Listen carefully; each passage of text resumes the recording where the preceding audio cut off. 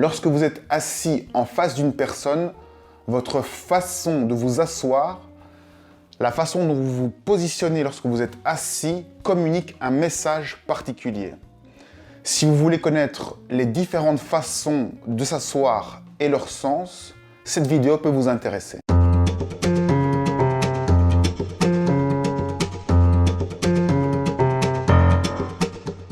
Toutes les façons de s'asseoir que je vais évoquer ici, ce sont des tendances. Donc les messages qui sont transmis ne sont pas 100% le sens que je vais donner, mais la plupart du temps, c'est le message qui va passer.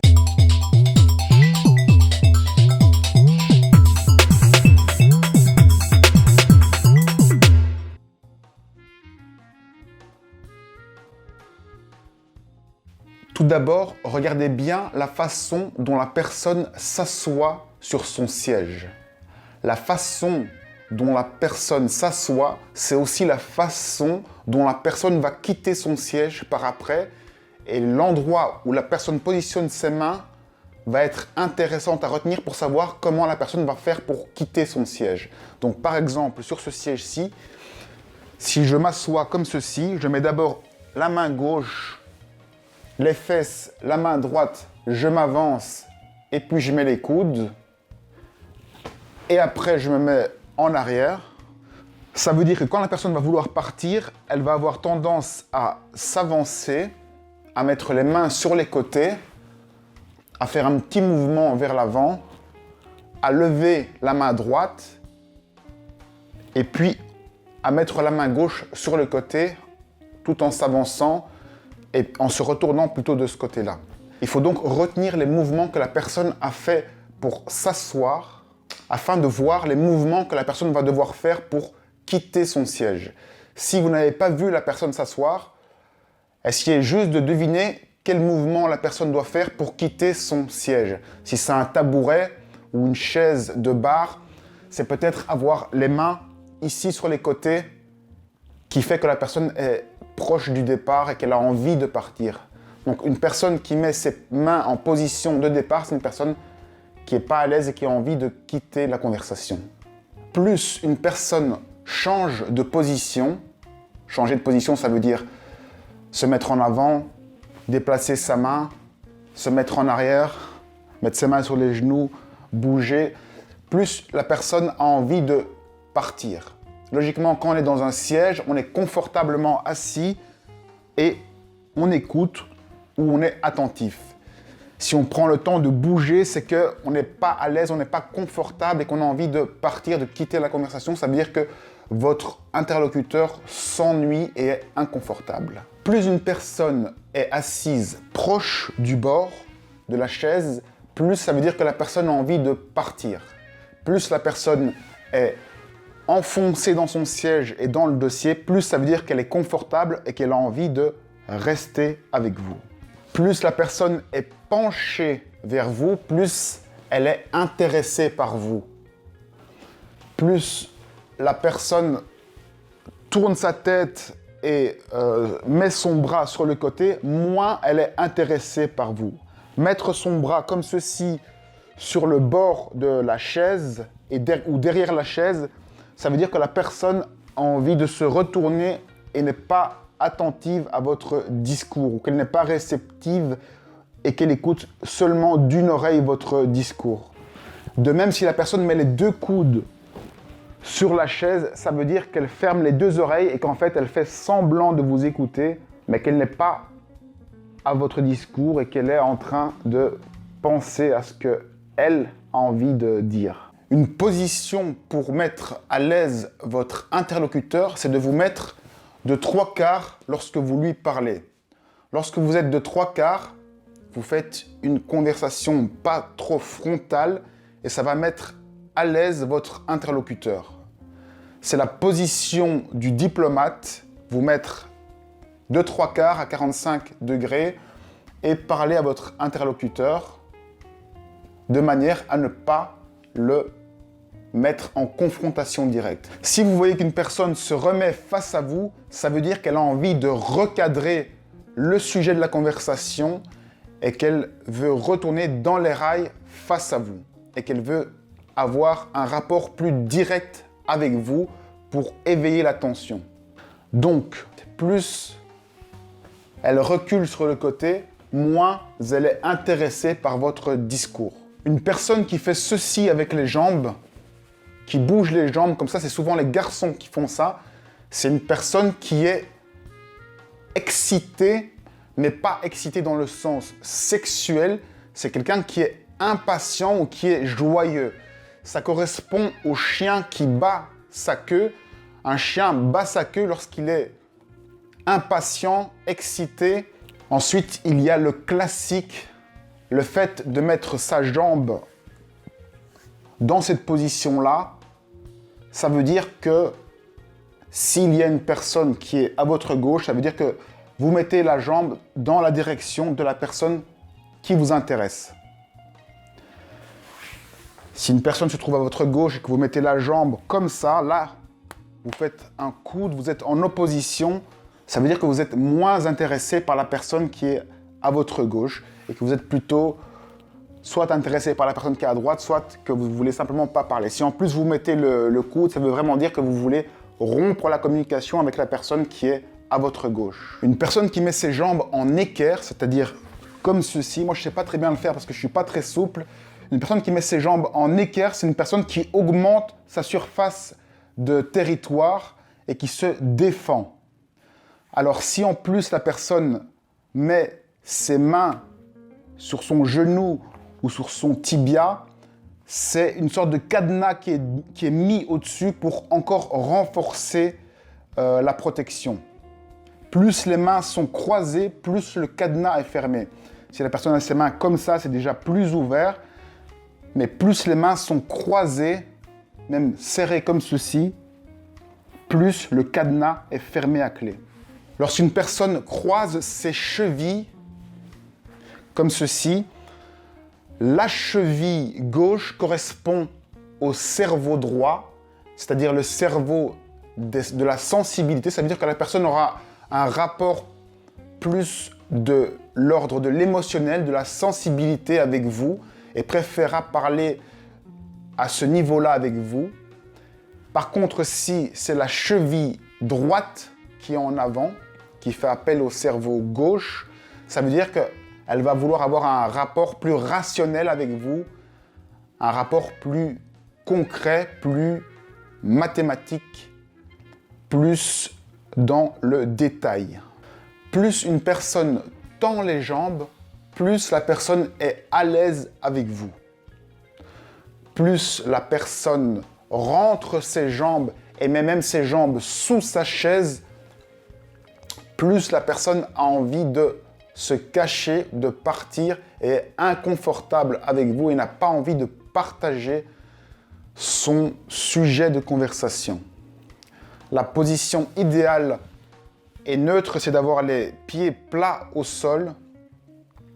Là, la personne est bien avec vous et c'est une relation équilibrée. Si la personne met ses jambes sous la chaise et qu'en plus elle croise les jambes, ça veut dire qu'elle est indisponible, mais qu'en plus elle n'a pas envie de communiquer avec vous. Elle croise les bras en fait sous sa chaise. Une personne qui tapote ses genoux ou qui fait des mouvements, qui tape du pied ou qui tape des mains ou qui fait des mouvements de tapotage, c'est une personne qui est impatiente et qui a envie que vous accélériez le sujet de conversation ou qui s'ennuie avec vous. Lorsqu'une personne met son genou sur son autre genou, le genou supérieur indique l'endroit de sa préférence. Ça veut dire que la personne préfère ce côté-là. S'il y a une personne sur sa gauche, ce sera la personne sur sa gauche qui sera favorisée. Et à l'inverse, le côté droit sera défavorisé. Donc si la porte de sortie se trouve par là, ça veut dire que la personne qui est en face de vous a plutôt envie de partir en direction de la porte. Le genou supérieur indique l'endroit où on veut aller prochainement. Donc c'est pareil dans l'autre sens. Le genou supérieur indique l'endroit qui nous intéresse et c'est dans cette direction-là que le corps se met, qu'on a envie d'aller et de donner son attention. Donc si vous êtes de ce côté-là, ce n'est pas un très bon signe pour vous. De même, la façon dont sont orientées vos jambes sous la table indique votre centre d'intérêt, là où vous voulez aller. Si vos jambes sont plutôt à droite et que la porte est... Si vos jambes sont plutôt à gauche et que la porte est à gauche, ça veut dire que vous avez envie de partir. Si à gauche, il y a une personne, à droite, il y a une autre personne, c'est que vous écoutez plus cette personne-là ou que vous préférez cette personne-là. Vous mettez les jambes en direction de la personne qui vous intéresse. C'est là où vous allez aller prochainement. Et lorsque vos chevilles sont croisées, c'est le pied qui est le plus à plat au sol qui indique la direction que vous préférez dans la pièce. C'est là que vous donnez votre attention. C'est le pied donc qui est au sol qui donne l'orientation de votre attention. De manière générale, une personne qui croise les chevilles, c'est une personne qui est sur la défensive et qui croise ses bras, mais de manière discrète sous la table. Une personne qui se met en tailleur, désolé ça je ne sais pas le faire, qui se met en tailleur sur le siège directement, c'est une personne qui est confortable normalement et confiante avec vous. Elle est comme à la maison, elle se met en tailleur, elle est décontractée. Une personne qui met les mains sous les cuisses, c'est une personne qui n'a pas grandi et qui est resté un petit enfant. C'est quelqu'un qui est devenu adulte malgré lui et qui adopte une position enfantine et qui en tout cas est en position de soumission. Les mains représentent les deux parties du cerveau et lorsque vous mettez une main entre les jambes, lorsque vous croisez les jambes, que vous mettez une main entre vos cuisses ou l'autre main, c'est que vous mettez et que vous rangez une partie de votre cerveau. Si c'est la main droite, c'est le cerveau gauche qui est mis en quarantaine. Le cerveau gauche, c'est le cerveau de la rationalité, donc tout ce qui est réflexion mentale, analyse est masqué si vous enfouissez la main droite entre les jambes. Si au contraire vous mettez la main gauche entre les jambes, c'est la sensibilité, donc c'est le cerveau droit, c'est la sensibilité et l'émotionnel que vous mettez de côté. Si vous mettez les deux mains entre les jambes, qu'elles soient croisées ou non, c'est que vous mettez de côté vos deux parties de cerveau et que vous êtes soumis à ce que la personne est en train de vous dire. Donc, de manière générale, quand on met une main entre les jambes, ça dénote de l'instabilité et une incapacité à exprimer soit l'une ou l'autre partie du cerveau. En tout cas, on réduit ses capacités de réflexion. On avoue un petit peu son incapacité. Une personne qui est assise avec les mains dans les poches, c'est une personne qui n'a pas envie de participer à la communication et qui garde ses deux cerveaux dans les poches, qui n'a pas envie de communiquer avec vous et garde ses idées pour lui et il va vous donner le strict minimum. Une personne qui est dans cette position avec les mains sur la haine, c'est une personne qui est en désaccord total et qui ne va pas changer de position. C'est une personne qui se serre la ceinture et qui est en désaccord total avec votre message. Et son point de vue est inconciliable avec le vôtre. Une personne qui met un pied sous la fesse ou sous la cuisse, c'est une personne qui est en démission. Elle abandonne une partie de ses facultés et elle est soumise en partie à son interlocuteur. C'est une démission, un geste de défaite. C'est comme si, au lieu de mettre sa jambe sous la table, eh ben, elle la remontait encore plus. Donc, c'est un aveu d'échec. Bien entendu, ça peut aussi exprimer une façon de se mettre confortable. Donc, ce geste de mettre le pied sous la fesse, il faut voir que ce soit une personne qui n'a pas l'habitude de faire ça. Si c'est une personne qui le fait tout le temps, en permanence, ça n'a évidemment pas le même sens. De manière générale, dans la gestuelle, tous les gestes qu'une personne fait régulièrement sont à retirer du sens qu'on peut leur donner classiquement. Une personne qui est penchée sur la gauche, c'est une personne qui a une instabilité mentale, qui sait pas quoi dire, qui est en train de formuler son action, qui est sur la recherche, qui est en recherche de sa position. Une personne qui est équilibrée, c'est quelqu'un qui est dans ses positions. Donc une personne qui est en face, c'est une personne qui est dans ses positions. Et une personne qui est plus sur la droite, c'est une personne qui a envie d'avancer, qui a une envie d'aboutir et qui est vraiment dynamique. Une personne qui se retient à ses accoudoirs, c'est une personne qui se retient de bondir. C'est donc quelqu'un qui n'est pas du tout en accord avec ce qui est en train d'être dit. Bien sûr, ceci n'est valable que si elle prend subitement les accoudoirs et pas si c'est une position de confort où la personne attend simplement dans cette position. Prendre les accoudoirs, c'est donc lorsqu'il y a une contrariété.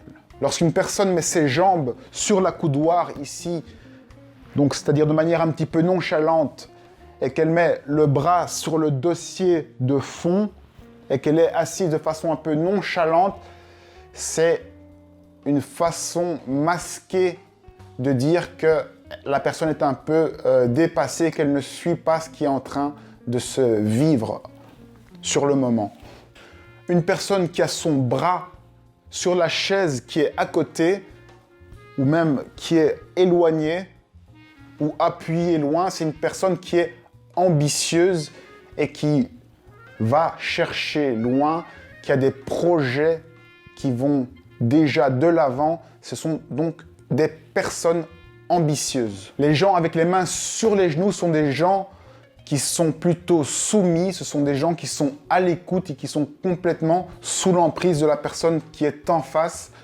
Une personne avec les mains sur les genoux et qui vous regarde, c'est vraiment une personne qui est sous votre emprise, complètement soumise. Une personne parfaitement confiante aura les jambes légèrement écartées, les pieds plats au sol, le buste légèrement en avant, les coudes sur les jambes bien reposées et les mains en position de triangle. Ça, c'est la position idéale pour la confiance.